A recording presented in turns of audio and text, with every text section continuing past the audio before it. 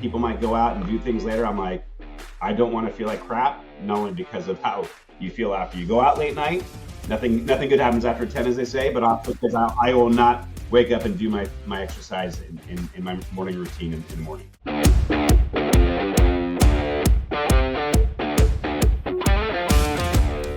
Welcome, everyone, to the 1% Edge podcast, where we dive into the journeys of extraordinary guests committed to getting 1% better every day. Today's topic is work-life balance even possible?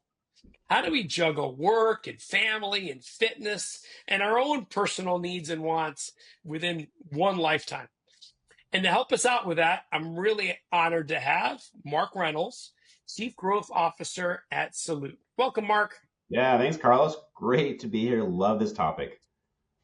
I know Mark personally, and there's things that he does that I really admire. I probably never told you that.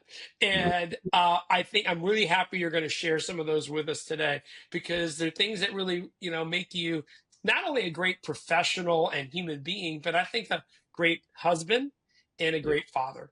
And I think all those kind of come together. But before I get too excited, let's do this for our audience. Let's define, work-life balance. What does that mean to you? And then maybe we'll break it up. Is that fair?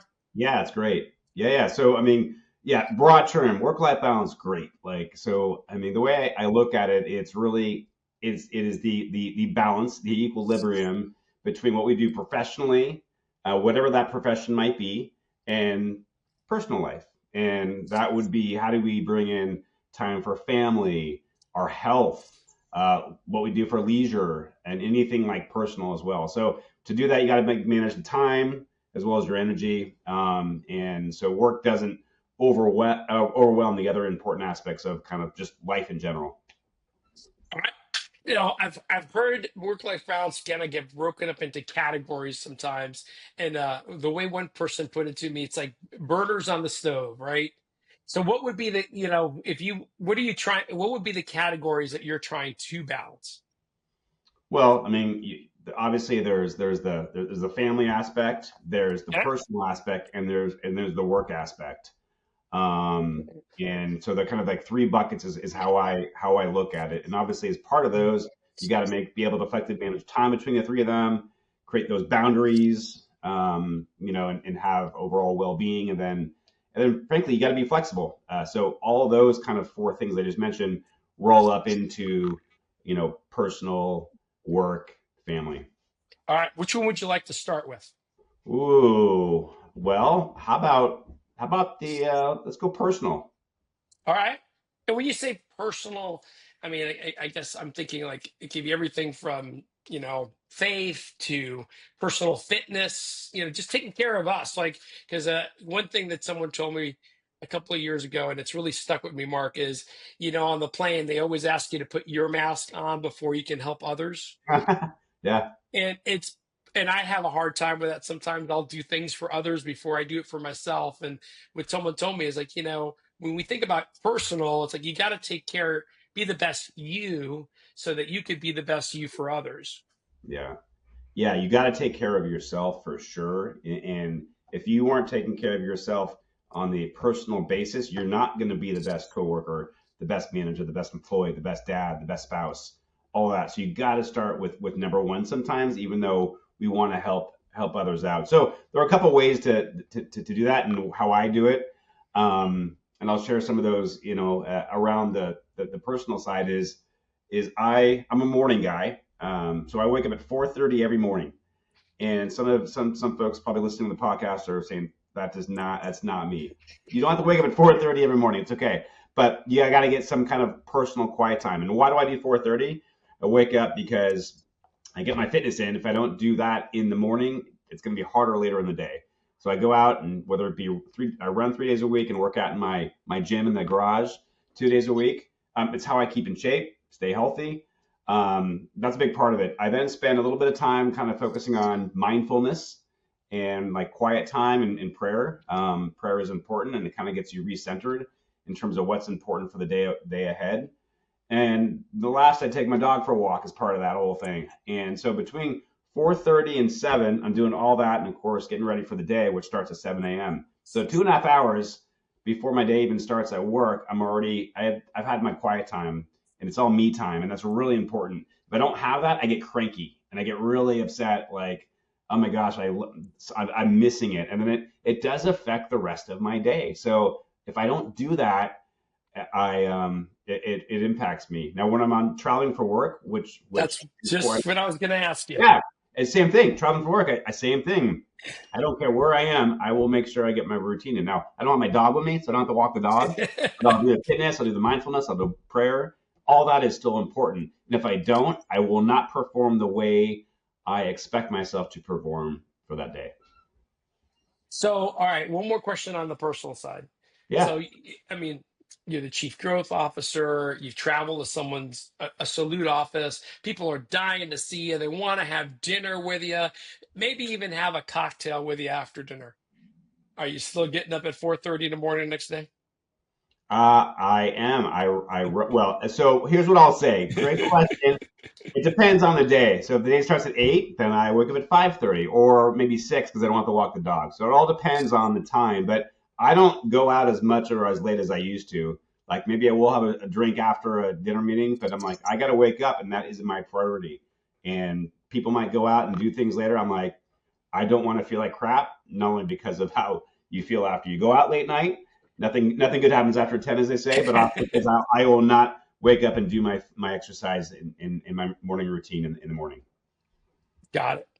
I appreciate that. Yeah, the older we get, the harder it is to recover. Yeah. Oh gosh, yeah, yeah. All right. Any other things on the personal side or recommendations? Um, and the only other thing, it's like sometimes like, okay, this is when I'm doing it. I'm gonna have my schedule, but then traveling and time zones and everything, I honestly, Mark, I use it as a big excuse because I know other professionals that are able to stick to a schedule. I end up letting work stresses and stuff sometimes get in the way of that, and I suffer for it on the personal side. Yeah, and it's funny. I look at it the other way, where if I don't get my workout in, then I will let the work stuff get to me more. So It's a good point. work problems are always going to be there, but they get worse if I can't have a clear mind going into it. So I look at it as actually a way to make some of those work issues better by working out. I mean, I do another example I always share is I fly, do red eyes, let's say, and I land or fly overseas. I land at 6 a.m. First thing I do, I have a meeting at 9. I go right to the hotel, check in, work out, and it gets my body clock going as well. It really helps with time, um, your jet lag, and making getting Yeah. your body, because my body's like, oh, it's morning time. It's he's working out, so it gets your cycle on the right path, so you can perform at your peak during the meetings that you're there for. I like that. All right. Which category do you want to move on to next? Well, how about we do family? All right. So family, I'm assuming includes the kids, the wife, the spouse, the kids, the dogs. Yeah, yeah. The dog gets the time, but personal. So I'm focusing on the spouse and the 3 kids. All right. What is your advice there? Well, I do say, and some of this is going to tie a little bit in the work, but family is always first. And I always say hashtag family first, right? So whenever I'm on vacation, I am on vacation. And we'll talk a little bit about uh, how I do that when we talk about work. Um, but I think a big thing for family is just creating memories. And I know that sounds kind of maybe cheesy. It's like, oh yeah, create memories. That's great, Mark. But I do a couple things that help that and become routines and traditions. One of them is and you know about this, Carlos. I've been doing this since I started dating my wife. I do an annual surprise trip every October where the family doesn't know where they're going until they get to the airport, and we've done that since 1997. It's been a tradition for years, and we've had amazing memories. And it gets around to everyone else in my community, and other guys actually hate me for saying it because they're like, dude, you're making me look bad. Don't do that. Like, it's pretty funny. So, but that is something. It's creating a memory, annual surprise vacation with the family. we one of the things I'm also doing too is doing every time when my three kids turn 18 years old, I will do a trip to wherever they want to go in the world, flying business class, and we'll have a great time. I just got back a couple months ago from Vietnam with my son who just turned 18 and he's off to college next year. So that's kind of a fun tradition and just really helps with the family focus. I do breakfast dates with my kids, the ones that are still here, every couple weeks. When they're home, I go out, have a nice breakfast, and it's my time to get chat time with them and really have a good discussion around how are you thinking about things and such. Couple other guy ideas, and I'll turn it back to you to ask questions. I do this a lot of time coaching. I coach kids, and I think coaching is great because it gets me with time with them and understanding their circles, but it also really helps me get that one-on-one time, car rides back from games or practices to have a chat as well. So it really creates a connection point. And I'm also getting involved with other activities just to set a good example. So for instance, I'm an elder at our church and I'm there and setting the example of what it really should mean to be just a good person in general and why that's important and a family, a person of faith as well. So those are just some ideas that I'm really working on creating those memories and setting the example of what it does mean to be just a good human being in general, but ideally a good dad and a good spouse. Well, I love all those. The family trip is one that I've talked to my sweetheart about. Mhm. I think even though she doesn't say she's a control freak, the thought of her showing up at the airport and then finding out where she was going, I I don't think she can handle it. Well, okay, I'm glad you brought that up because I do say, guys, it's not for everyone because a lot of spouses want that control, and then nothing wrong with that, by the way. But my wife is amazing. She lets things go and just lets me run that. But it is It's a not great for everyone. You have to surprise. know your spouse. Yes. Yes, but yeah, the hey, we're going somewhere warm. You'll find out when we get there. Uh, Oh yeah, yeah. I've, I should try that out. yeah. I've done that once. Or we're going somewhere warm. First night we showed up, it was snowing outside. I was like, oh, we're going to Walmart to go pick up clothes. So I've had those oops moments, but that's all part of the fun and the memories. If I took her to a Caribbean island, I don't think she'd complain much. No, definitely would not. That one might be a good winner. And I wouldn't tell her where. That'd be fun. I think she'd like that. The trip with the kids, I think, is amazing.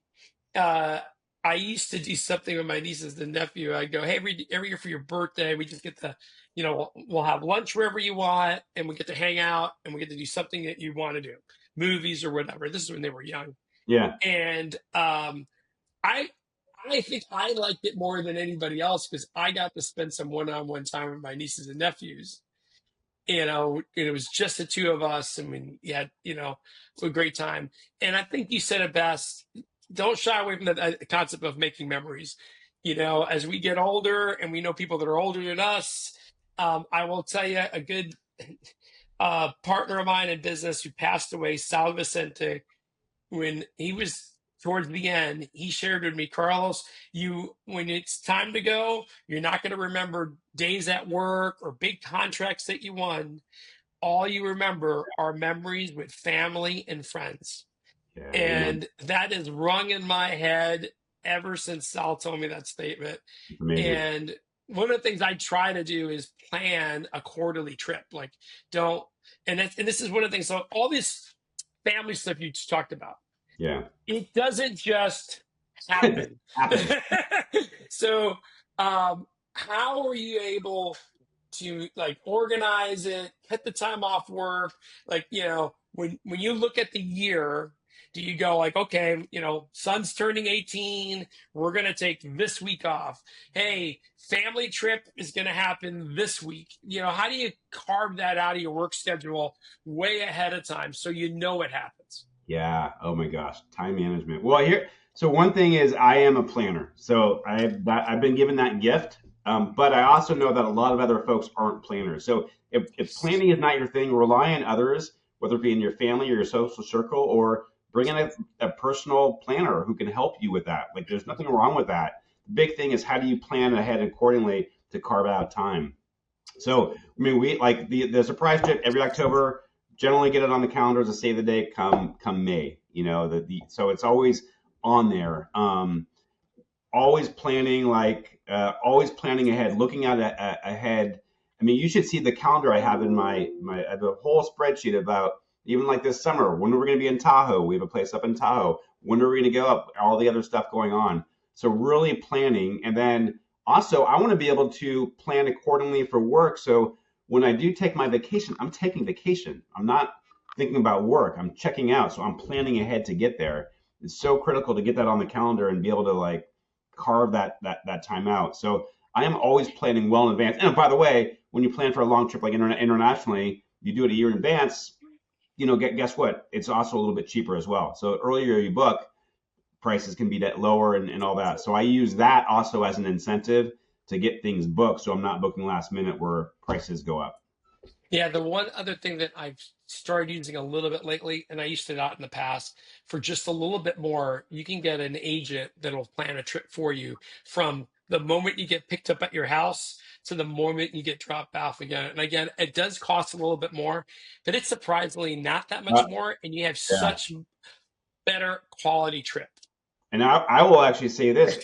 I will say one thing that I've started to do a little bit is chat GBT. You go in and put exactly what you want, when you'll be, you will get a full itinerary of where to be, where to stay, like minute by minute, however you want. If you use AI to help drive your vacations, that is also something that will make things a lot easier. Now, that they're not going to tell you to take time off of work for this date, but it will take the planning of the trip, make it a lot easier. So I would encourage those folks to leverage AI, whatever platform you choose, to be able to do that, and it will. You'll be mind blown about what will come back if you haven't tried that already. I think that's a great tip. In fact, we can't have a podcast without talking about AI. Yes. All right.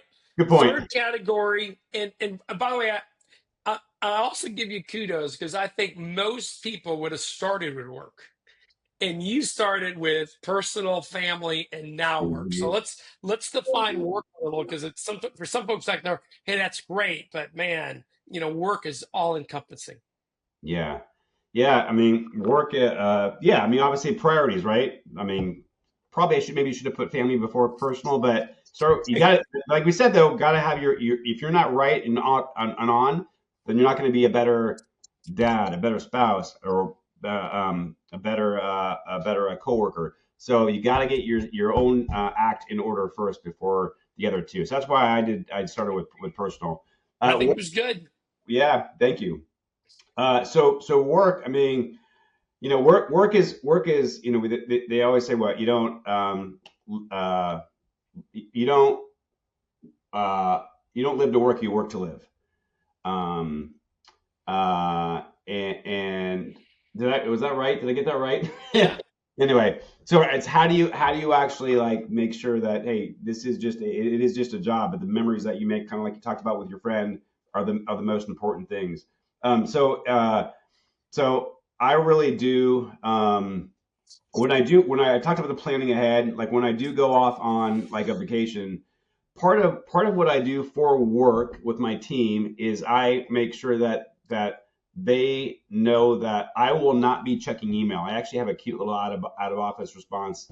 But I say, if you guys have issues, anyone has issues, my team, customers, whoever, call or text me. I will be happy to take a call or text. No problem on vacation. What I'm not going to do is open up my email every morning, get sucked in all the stuff going on, respond. Oh, shoot, that person didn't respond. It totally tweaks my mind. And then I can't stay focused on what I'm there for. And that's my vacation.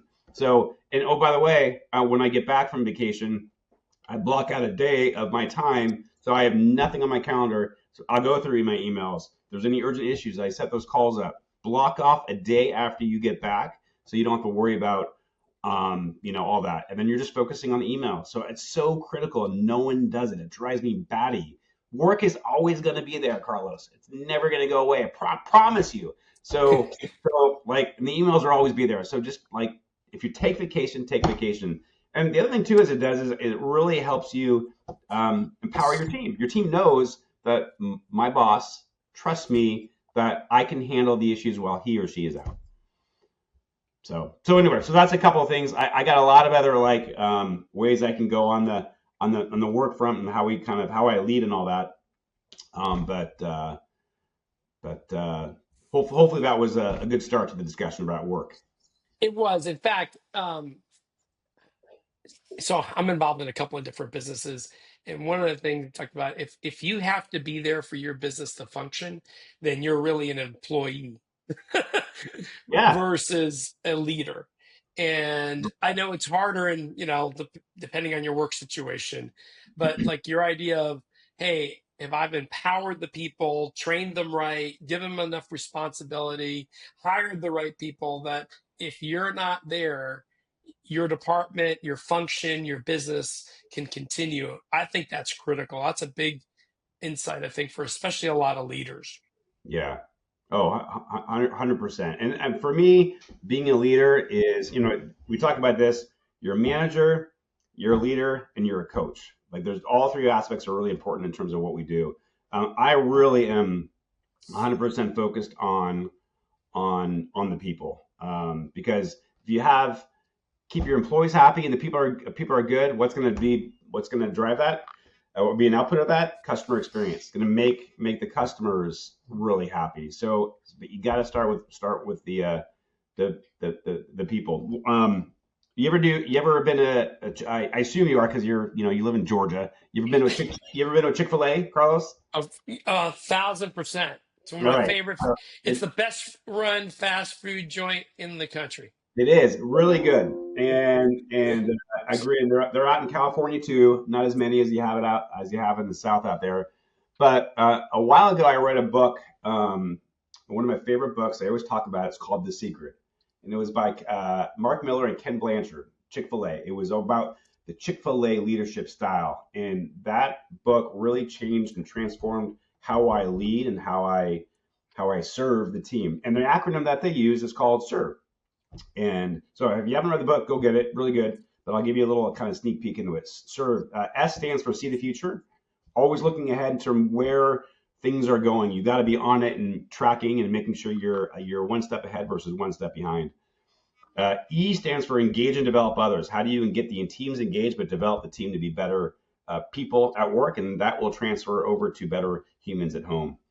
R stands for reinvent continuously. How do you always think about what you're looking at, and processes need to change? You need to keep up with the times. So how do you continually reinvent versus keep doing it the same way because that's the way it was done? And then V stands for value, results, and relationships. Results are important, of course, KPIs, but you got to get the relationships to get to the results. So you have to have both the results and the relationships. And E is embody the values, all about the values that you have as a company. Are you living those, and are you showing a good example for your team? So love the serve as part of the secret. It is my kind of modus operandi in terms of how I lead and serve not only my team but my entire company, and that will overflow over to our customers. I love that. I think that's great. Yeah, sometimes today when I do coaching classes, it's interesting. You got people that sway way too much into one. They manage the number, the target, whatever, and they don't spend enough time coaching and dealing with the people. Hmm. And then you may have the opposite, people that are really good with people, but they're just not really good leaders. No. and they might be in the wrong role as well. Or they just need coaching to be able to balance both out. Yeah. Yeah, Um, yep. Yeah. Well, exactly. And you need, if you're a new leader, you need help. You find a mentor. I mean, there's obviously tons of books out there. I've read tons of my books over my career. One of the biggest things, though, I will also add that I think is a kind of a secret weapon is being able to what I call walk a mile in your employees' shoes. So you are like Undercover Boss. You know that show came, it was a yeah, while I, ago. Same kind of thing. You are living in their shoes and really understanding what they're going through. That will give you empathy to drive and solve problems and really help them be better and remove any obstacles in the way. So just walking a mile in your employee's shoes or a colleague's shoes, someone across the like, what are they dealing with and why are they having so many issues? It creates the greatest empathy and helps drive the biggest amount of change. well, I've worked with you across multiple companies, and one of the things Yeah. I give you kudos on is you're really big also on developing and coaching others. So like they're walking a mile in their shoes, or really having empathy for them, or really just putting in the extra time to not just get into execute, but to become better professionals. And that's something that I've seen you do across the multiple companies you've worked at. Yeah, thank you. That's what I try and I want to bring out the best in people and just help them, feel like they're contributing to something bigger, and of course that overflows to helping them be better individuals at home. All right. Thank you. I got a question for you where I'd like your advice on. A lot of people these days Yeah, are burnt out, whether it be with frustrations at work, or they're all caught up in, frustrations at home, or they're even caught up in the politics or whatever. But I run into a lot of people that just seem to be exhausted. Any advice that you have for those folks that just might be just burnt out, and they're looking for, hey, what might be a step in the right direction for them to get out of it? yeah. Well, I will actually go back to start with my personal routine. I think that really helps. The fitness, kind of the focus on mindfulness, uh, all that, the prayer, all that stuff is really, really important. So I would go back to that as a core to help how I deal with being burnt out. Obviously, part of it too is looking at your entire what's on your calendar for the month, and what are those things that you can take off. I think we are in such a corporate world, a busy world, that we feel busy is good. Busy is not good. Busy it can be bad. So really, what can you pull off that plate for you to be better? And I think that's part of it. We have to create margins and boundaries. If we don't, we're going to be not as productive as can be. So really looking at that calendar in front of you over the next couple of months, what are these things? Like I could go out and have a lunch with so and so, but that's just going to stress me out. So maybe I cancel. It's okay. They're always going to be around. You can do it again. So I think just saying no more to things is hard to do, but I think it really helps with the burnout. Great point. Yeah, along those same lines, the only thing that I always tell folks is like, you got the higher up you go, the more responsible you get, you have more stuff to do than you can possibly do on your calendar.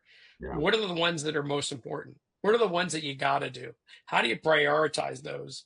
Because then that makes saying no to the other stuff easier, right? Because sometimes Yeah. people just gravitate to the ones that are more comfortable or immediate versus, hey, you might need to focus on some of the hard ones because it creates like the domino kind of concept for everything going down the line, right? Yeah.